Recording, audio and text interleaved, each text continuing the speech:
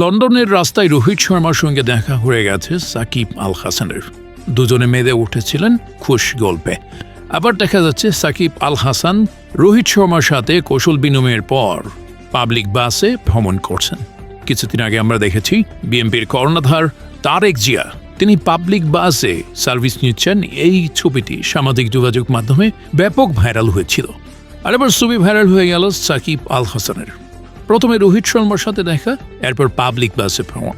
সাকিব আল হাসানের আগে গতকাল বিরাট কোহলির ছবি ভাইরাল হয়ে গিয়েছিল সামাজিক যোগাযোগ মাধ্যমে। কেননা বিরাট কোহলির এই নতুন লুক, এই বৃদ্ধ লুক দেখে অনেকেই অবাক হয়েছেন। দাড়ি গোঁফ পেকে গেছে বিরাট কোহলির, যেটা দেখে সামাজিক যোগাযোগ মাধ্যমে ভক্ত সমর্থকরা বলছেন একটা লিজেন্ডকে আমরা মনে হয় শেষ হতে দেখছি।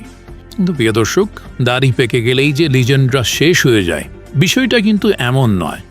কেননা লিজেন্ডসলি আমরা এবি ডিভিলিয়ার্সের পারফরমেন্স দেখে অবাক হয়েছি। এখন আমার কথা হচ্ছে, সবাই শুধু লন্ডনের পাবলিক বাসে উঠে, কিন্তু একটাবার চিন্তা করেছেন ওনারা যদি বাংলাদেশের পাবলিক বাসে উঠত তাহলে কি একটা অবস্থা হতো?